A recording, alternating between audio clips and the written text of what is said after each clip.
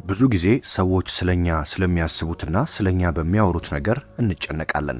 ሌሎች ሰዎች ስለኛ ያላቸውን አስተሳሰብ እንደዚሁም ደግሞ ስለኛ የሚያወሩትን ወሬ በመጨነቅ በራሳችን ላይ ከፍተኛ የሆነ ጫና እናሳድራለን። በዚህም ደስተኛ የሆነ ህይወት ከመምራት ወደ ኋላ ስንጎተት እጅግ አስቸጋሪ ነገሮች ውስጥም እንገባለን። ከጭንቀት ባለፈ ደስተኛ ህይወት መኖረንም እያቃተን ይመጣል። ሰዎች ስለኛ የሚያወሩትና ስለኛ የሚያስቡ ነገር ላይ ባለመጨነቅ እንዴት ደስተኛ ህይወት መኖር እንችላለን? በዛሬው ቆይታችን 5 ሰዎች ስለኛ በሚያወሩትና በሚያስቡት ባለመጨነቅ ስለምናገኛቸው ጠቀሜታዎች እናወራለን። የመጀመሪያው የራሳችንን ነፃነት እናውጃለን። ስለ ሰዎች መጨነቅ ማቆም አለብን። ሰዎች የፈለጉትን ስለኛ ሊያወሩ የፈለጉትን ሊያስቡ ይችላሉ። በዚህ በተጨነቅን ቁጥር ህይወታችንን አጣብቂኝ ውስጥ እየከተትንና በህይወታችን እየተጨነቅን እንመጣለን። ስለዚህ የመጀመሪያ ማድረግ ያለብን ነገር ስለ ሰዎች መጨነቅ ማቆም፣ ሰዎች ስለኛ የሚያወሩትን ወሬ ጆሮ ባለመስጠት ለራሳችን ነፃነት ልናውጅ ይገባል። ለምሳሌ ከቤታችን ስንወጣ መልበስ ስላለብን አለባበስ ሰዎች ይወዱታል ወይ? ሰዎች ይመቻቸዋል ወይ? ይህን አለባበሴ ይወዱታል ወይ? በሚል መጨነቅን በቀላሉ ማቆም ይኖርብናል። ለራሳችን ምቾት የሚሰጠንን የምንወደውን አለባበስ መልበስ ይኖርብናል። ሰዎች ያንን ስለለበስን የፈለጉትን ሊሉ ይችላሉ። እኛ ግን ለኛ ደስታ የሚሰጠንና ለኛ ምቾት የሚሰጠንን ነገር ማድረግ ይኖርብናል። ስለ ሰዎች ተጨንቀን ስለነሱ ሐሳብ እያሰብን የነሱን ምኞት ለማሟላት የምንኖር ከሆነ ራሳችን ላይ መከራና ችግር እየሳብን እንመጣለን። ስለዚህ ስለ ሰዎች መጨነቅ ማቆምና የፈለግነውን በማድረግ ነፃነታችንን ማወጅ አለብን። ሁለተኛ ጭንቀትንና ሐሳብን መቀነስ። ሰዎች ስለኛ ምን ያስባሉ? ምን ያወራሉ? ምን ብናደርግ በሰዎች ዘንድ ተወዳጅነት እናገኛለን? እነዚህ ሰዎች ለምን ጠሉን? ማህበረሰቡ ስለኛ ምን እያለ ነው? አይምሮአችንን በእነዚህ ነገሮች ባስጨነቅን ቁጥር ህይወታችንን ወደ አላስፈላጊ ደስታ ማጣትና ሐዘን እንከተዋለን። ስለዚህ ሁለተኛ ማቆም ያለብን ነገር ስለ ሰዎች ሐሳብና ሰዎች ስለኛ ምን ይላሉ የሚለውን ጭንቀት ማስወገድ ነው።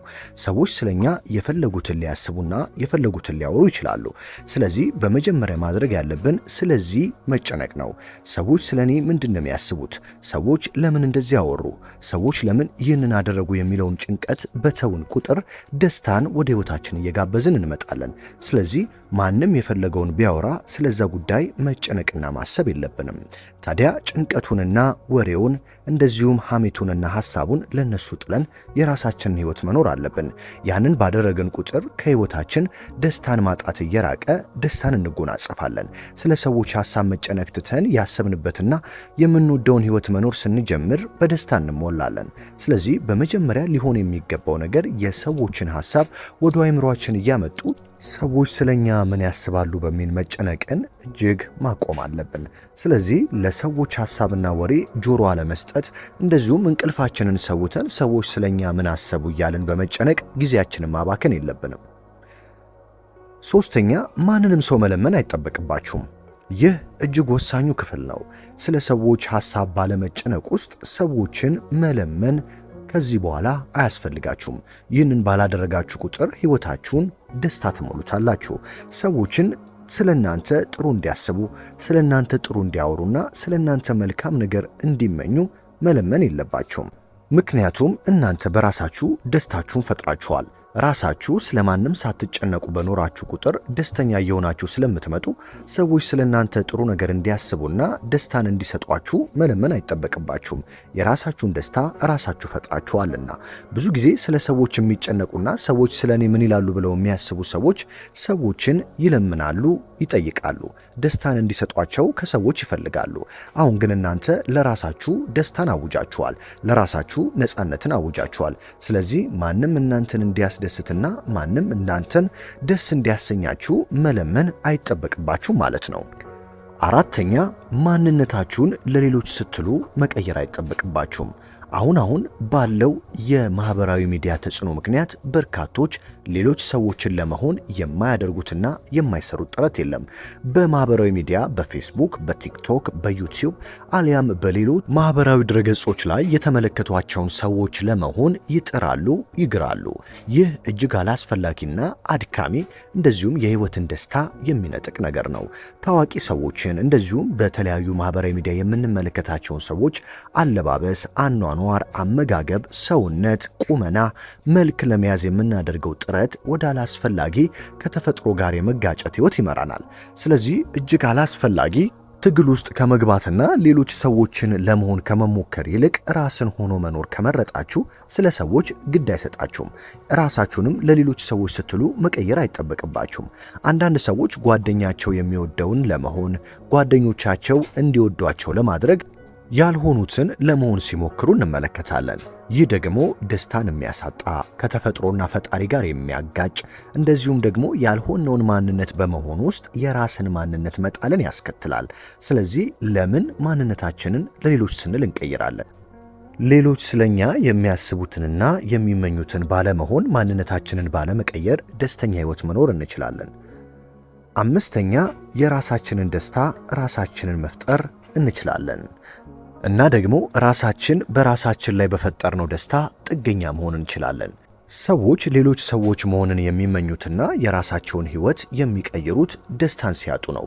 ሌላ ደስታ ፍለጋ፣ እንደዚሁም ደግሞ በውስጣቸው ያጡትን ደስታ ፍለጋ ከሌሎች ሰዎች ጋር ራሳቸውን ለማመሳሰል ይጥራሉ። ነገር ግን የራሳችንን ደስታ ራሳችንን ከፈጠርን ሌሎች ሰዎችን ለመሆንና ከሌሎች ሰዎች ደስታ መፈለግን እናቆማለን። ስለዚህ ስለ ሌሎች ባለመጨነቅና ሌሎች ስለኛ በሚያወሩት ግድ ባለመስጠት ውስጥ ደስታን እናገኛለን። ያንን ደስታ ስናገኝ ደግሞ ከሌሎች ሰዎች ደስታን መፈለግ ትተን በራሳችን ደስታ ላይ ጥገኛ መሆን እንጀምራለን። ስለዚህ ቁልፉና መሰረታዊው ነገር በራሳችን የራሳችንን ደስታ መፍጠር፣ የፈለግነውን ስንለብስ፣ የፈለግነውን ስንሆን፣ ያመንበትን ስናወራ፣ ራሳችንን ስንሆን ሌሎች ስለኛ በሚያስቡት ደስታ ውስጥ እንወጣና ራሳችን በራሳችን ደስታን እናገኛለን። ታዲያ ያንን ስናገኝ ከሰዎች ደስታ መጠበቅን እናቆማለን። ይህ ማለት ከማህበረሰቡ እሳቤና መልካም ሐሳብ ማፈንገጥ ሳይሆን በትክክለኛው መንገድ ራስን በመሆን ውስጥ ያለ ደስታ ማለት ነው። ውድ ተመልካቾች፣ ይህንን ምስል በመመልከታችሁ በርካታ ነገሮችን እንዳተረፋችሁ እናምናለን። ስለ ሰዎች ወሬና አሉባልታ መጨነቅ ትታችሁ የራሳችሁን ደስታ ራሳችሁ ፍጠሩ። ያመናችሁበትን ልበሱ፣ ያመናችሁበትን አውሩ። ውስጣችሁ የሚሰማችሁን ደስታ ራሳችሁ ፍጠሩት።